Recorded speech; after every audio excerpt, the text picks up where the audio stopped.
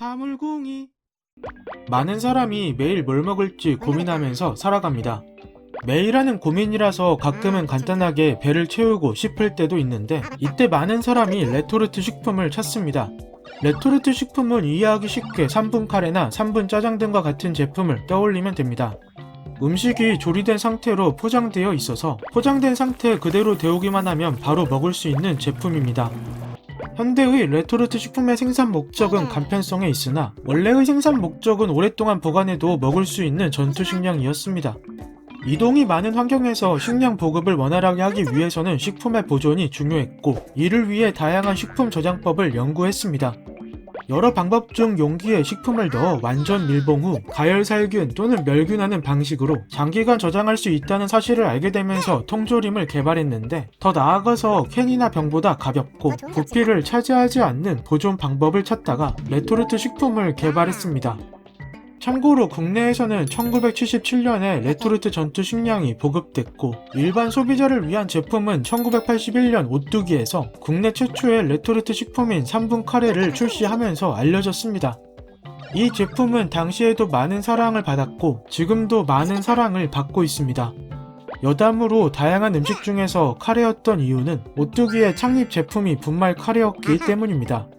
분말 카레 제품도 국내 최초였고 많은 사랑을 받았는데, 오뚜기는 스프나 케찹, 마요네즈 등 당시 낯설었던 외국 식품들을 국내 최초로 출시하면서 식품 대중화에 앞장섰던 기업입니다. 어쨌든 3분 요리 제품과 관련해 지금은 음식 종류가 매우 다양해져서 간단히 배를 채우기 위해 먹기보다는 정말 맛있어서 먹는 제품이 됐습니다. 그런데 3분 요리 제품의 유통 기간을 살펴보면 생각보다 많이 깁니다. 카레, 짜장류의 경우 제조일로부터 실온 24개월까지인데 많은 소비자가 긴 유통기간을 보고 보존료가 들어갔다고 오해합니다. 사실 이는 식품 가공 기준에서 규정하는 내용으로 보존료는 사용할 수 없게 되어 있어서 일절 들어가지 않습니다. 그렇다면 의문이 생길 겁니다. 보존료도 없이 어떻게 식품의 유통기간이 2년이나 될까요? 답은 포장 기술과 살균, 멸균 기술에 있습니다. 먼저 포장지의 구조를 보면 위와 같습니다.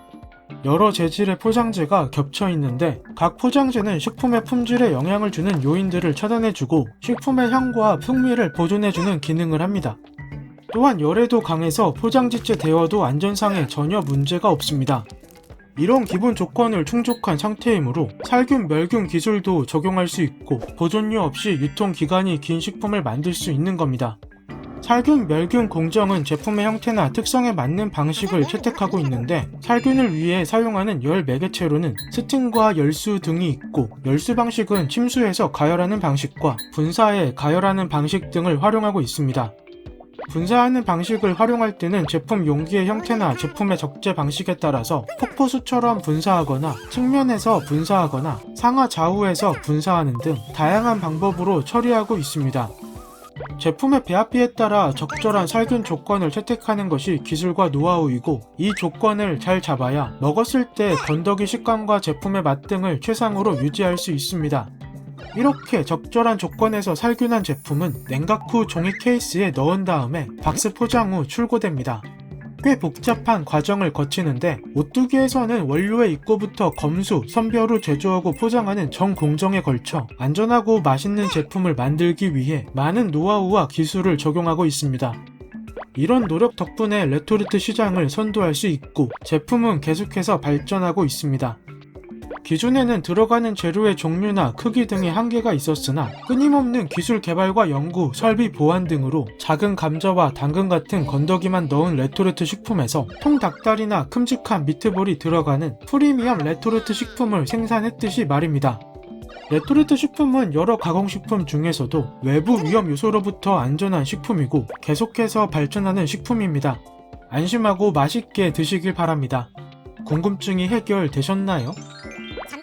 오뚜기와 작업하기로 한 컨텐츠는 끝났는데, 제가 즐겨 먹는 카레 스파게티를 여러분에게 소개하고 싶어서 자의로 추가 영상을 제작해 봤습니다. 재료는 위와 같습니다. 우유와 카레의 비율이 중요하다고 생각하고 나머지 재료의 양은 먹고 싶은 만큼 적당히 준비해주면 됩니다. 레시피를 설명해보면 먼저 물을 끓여줍니다. 물이 끓기 전에 굵은 소금과 오일을 조금 넣어준 다음에 끓이는 것이 좋습니다. 그리고 물이 끓기 시작하면 스파게티 면을 500원 크기만큼 넣어주고 면을 삶는 동안 파프리카와 양파, 새송이버섯, 고추 등을 먹기 좋게 준비해 놓습니다. 재료를 준비했으면 프라이팬에 살짝 익혀주고 우유를 부어줍니다. 그리고 분말 카레를 천천히 뿌려주면서 저어주면 되는데 너무 되다 싶으면 우유를 더 넣어주고 너무 묽다 싶으면 카레를 더 넣어주는 식으로 조절해주면 됩니다. 소스가 준비됐으면 삶은 면을 넣고 살짝 볶아주면 완성입니다. 저는 정말 좋아하는 요리라서 자주 먹습니다. 영상 촬영하면서 하느라 정신이 없어서 우유와 카레의 비율 조절을 잘하지 못했는데 그래도 맛있게 먹었습니다. 꼭 한번 만들어서 먹어보길 바랍니다. 사물궁이